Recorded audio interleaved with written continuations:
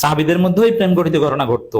একটা সময় এগুলো যেমন অন্যের স্ত্রীকে ভালো লাগতো, তারপরে তাকে বলতো যে তোমার স্ত্রী আমাকে দিয়ে দাও। এটা নবীদের মধ্যেও ঘটেছে, যদিও ওটা অন্যায় না।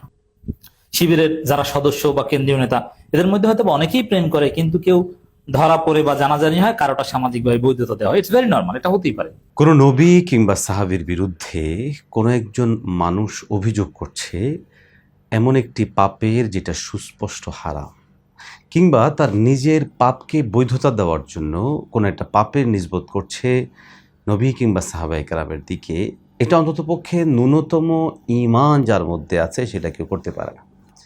কিন্তু অত্যন্ত দুর্ভাগ্যজনকভাবে আমরা খেয়াল করছি যে অনলাইনে খুব অ্যাক্টিভ সোলাইমান নামে একজন ভাই, যিনি বিভিন্ন বিষয়ে অ্যানালাইসিস করেন, যদিও তার অ্যানালাইসিসের প্রায় 90% অধিক মিথ্যা এবং বানোয়াট ধারণা প্রসূত ইত্যাদি থেকে থাকে।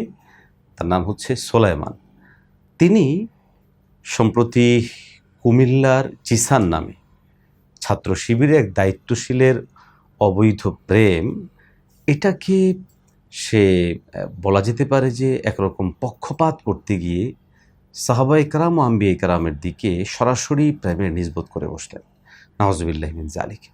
আমরা এই বক্তব্যের তীব্র নিন্দা জানাচ্ছি, প্রতিবাদ জানাচ্ছি, এবং আমরা মনে করি যে নবী এবং সাহাবায়ে কেরামের শানে এ ধরনের বেয়াদবি ও তাচ্ছিল্যপূর্ণ কথা একমাত্র তারাই বলতে পারে যাদের হৃদয়ের মধ্যে নেফাক রয়েছে।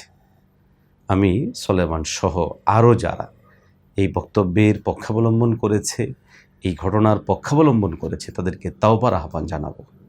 কারণ নবীর সাহাবায়ে কেরাম কিংবা আম্বিয়ায়ে কেরামের দিকে এ ধরনের নিসবত অত্যন্ত জঘন্য এবং ঈমান বিরোধী একটা কাজ। আল্লাহ রাব্বুল আলামিন আমাদেরকে এ ধরনের কাজ করা থেকে বিরত থাকার তৌফিক দান করেন।